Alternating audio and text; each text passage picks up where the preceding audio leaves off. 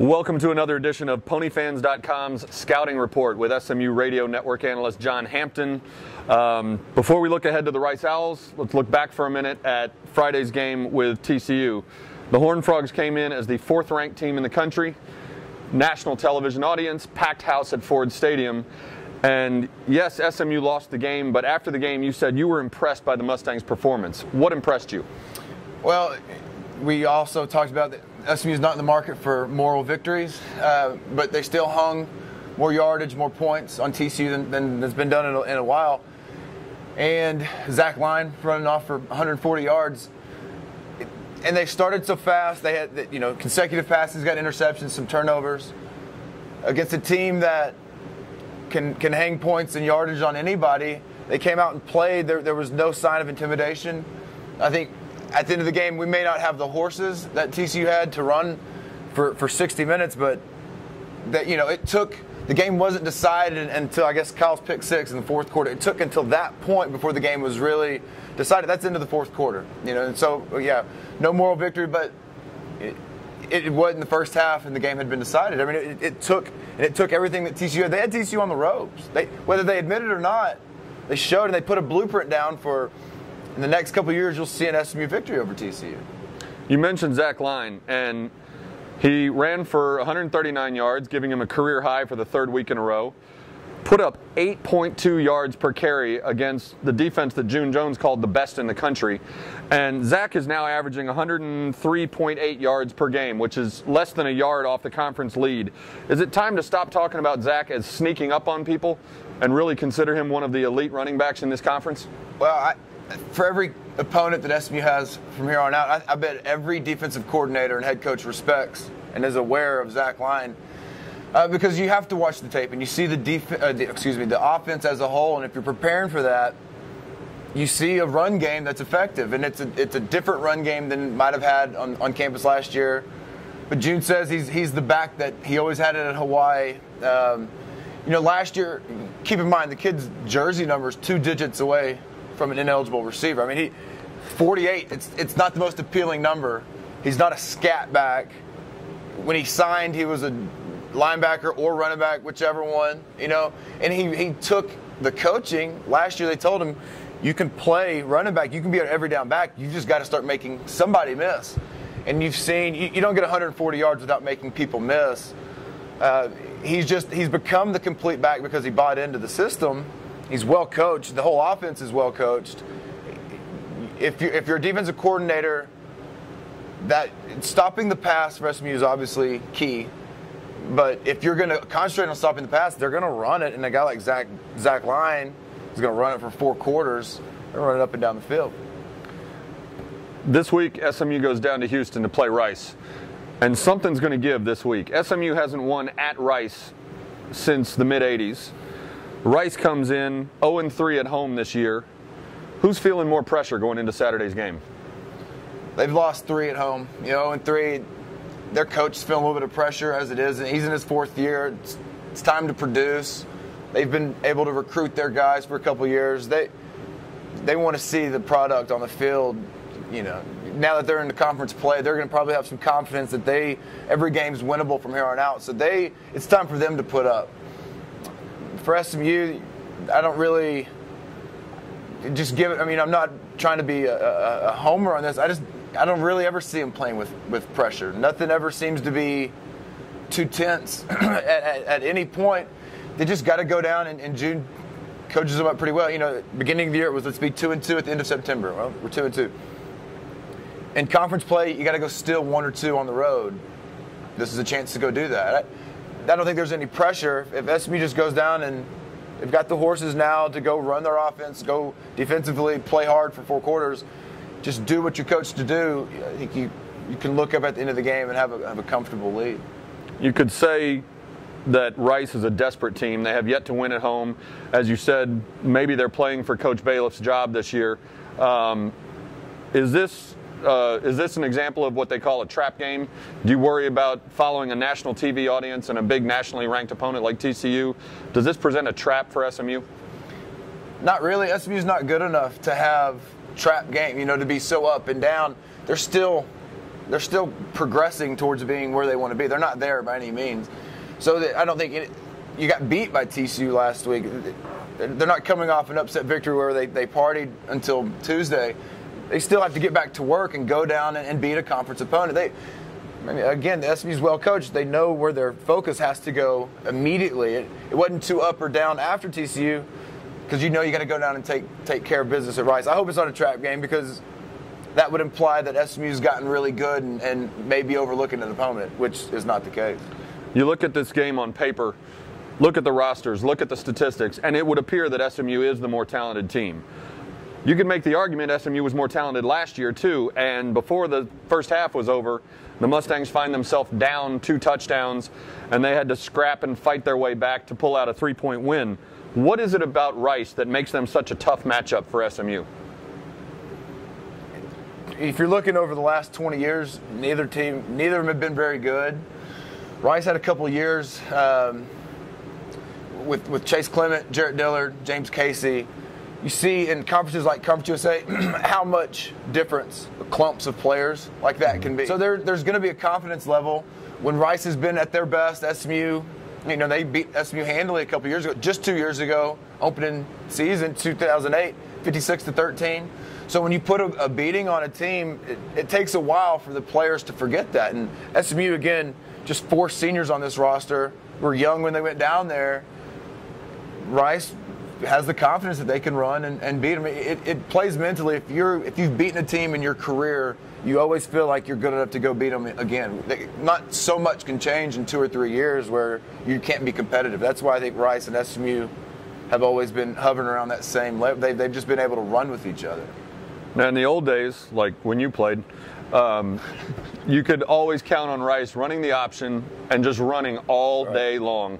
And as you mentioned, the Chase Clement, Jarrett Dillard, those guys, they became a pass-happy team. Rice is still leaning more on the pass than the run. About 2/3 of their yards are coming through the air. Nick Fanuzzi, their quarterback, has good stats. He's completed 63% of his passes, thrown for 627 yards, but he has 4 interceptions to just 1 TD. Against SMU last year, however, he threw for 250 and 3 touchdowns. What are his strengths? What do you like about his game, and what's a good way to attack when Nick Fanuzzi's in there under center? Well, he signed with Alabama out of high school, so obviously SEC program saw something in him. Bigger kid, 6'3", 220, can sit in the pocket, and he's pretty accurate. Quarterbacks can get crippled by not having an efficient running game, strong offensive line, and receivers that can really get down the field for you. I think they're kind of lacking in that receiver department from a really dynamic player. I think he's pretty serviceable. He's pretty interchangeable. He could go play at a lot of places and pick up their system well. He's a smart kid. They just haven't surrounded him with the weapons to really put him to make him any better than he appears. Now, it is expected that Rice is going to rotate 2 quarterbacks. Nick Fanuzzi will I guess be the starter, but they're also going to rotate in Taylor McHargue, who's a freshman, much more of a mobile guy. What kind of challenges does he present for the defense? He's a redshirt freshman. He started the season against Texas. It was their quarterback. They pulled him against North Texas. I'm not sure if it was for injury or for ineffectiveness, but as a 200-pound guy, Fanuzzi's a little bit bigger, less mobile. They got another kid, Taylor Cook, 6'7", 215 pounds, transfer from Miami. He doesn't seem to be as mobile. I think Rice is probably trying to get into some mismatches and run option game with McHargue, dual threat guy. So as a defense, it makes you coach them up and prepare for a little more honesty. And some offensive coordinators think it's a victory if they make that defensive coordinator spend an extra 30 minutes on tape or an extra session of practice or, a period of practice teaching up or preparing for this one thing, just a little wrinkle that they may not use very much. We'll see once we get into the game. I'm sure Rice's coaches will get a feel for the game and make that substitution as necessary. And if they want to get into the option game. Again, the options, there's pointless use in running an option offense if you get behind early and you've got to get to the air, which I think Fanuzzi or Taylor Cook are their better options for throwing game. SMU just got through facing an offensive line from TCU that averaged 325, 330 across the board. Enormous line. Now they're going to face maybe the smallest line of the year outside of Navy. They average about 280 or 284 across the front. With big defensive linemen like Taylor Thompson, Marquise Frazier, Margus Hunt, do these guys look at Rice's offensive line and sort of lick their chops? Well, I think to offset Rice's offensive line, they run a lot of screen game. Sam McGuffey, the transfer from Rice, they're really just trying to get the ball in his hands in space as much as they can. So they're not going to downhill run it. I don't think, guys like Taylor Thompson, Marquise, they're not going to be able to just throw offensive linemen at the line of scrimmage and have a running back in the hole. It's a different offensive attack. They're going to try to get wide with it and utilize a little more athleticism out of that offensive line. But as far as passing downs, obvious passing downs, I would imagine those guys are going to, that defensive line can pin their ears back and come get the quarterback. And it sounds like with the speed that SMU has at linebacker, if they're playing to the perimeter a lot, this is going to be another day where those linebackers start piling up a lot of tackles and make a lot of plays sideline to sideline. Well, Rice doesn't throw very vertical. Their passing game is all underneath. There's a lot of crossing, a lot of 5-yard out routes. So yes, those linebackers are going to have to be active because those are that area of the field where those guys are going to have to fly around and utilize their speed and strike ability to get down and try to create turnovers within 5-10 yards of the line of scrimmage. Rice has got 2 running backs that they've been rotating a little bit. Tyler Smith and Sam McGuffey, the transfer from Michigan that you mentioned. Talk a little about the difference in their styles and the different kind of challenges they'll present for SMU's defense. Well, Tyler Smith, about 5'8", 195, so a bulkier, squattier build. Sam McGuffey, 6 foot, 195, like we said, signed with Rice, and they're proud he's the most hit website at Rice University. He's a YouTube sensation. They hurdled the kid out of Houston a couple years ago. He's got that kind of explosive athleticism, and Tyler Smith is between the tackle guy. But you got to have an offensive line to get him down the field. And I think right now they're trying to use McGuffey in every possible way. They're trying to be so creative through motion and wildcat snaps and out of the backfield. Because I think his athleticism speaks for itself down there. When you go watch a Rice practice, you think, let's get this kid the ball. We really want to get him the ball in some space. Whereas Tyler Smith's more of the workman, but very quality back. It's just a matter of finding that balance and the chemistry for the Rice coaching staff to utilize them, within the context of a game effectively. I think that they've found some struggles early doing that, but they may feel like this will be their week to run a dual running back effort. We talked about the Rice offense is based on the pass, and they sprinkle in the run. June Jones and his run and shoot offense obviously starts with the pass. But do you expect SMU to try to get vertical more this week, or the fact that Rice has a similar defense or a defensive scheme similar to TCU's, are we going to see even more and more and more of Zach Line? Whatever wins the game. Because there's some carryover, the staff at Rice has some commonalities between the defensive staff at TCU. David Bailiff was a TCU defensive guy. They'll see the same formations and alignment. It's not going to be the same personnel. And I've always said forever that people, the week after playing TCU, have a lot of success offensively because they're not going to see that same amount of speed and athleticism.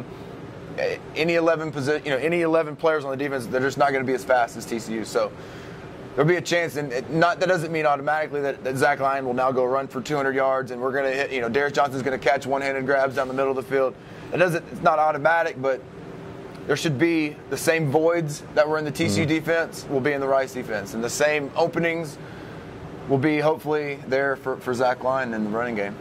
Okay, John Hampton's keys to winning Saturday at Rice.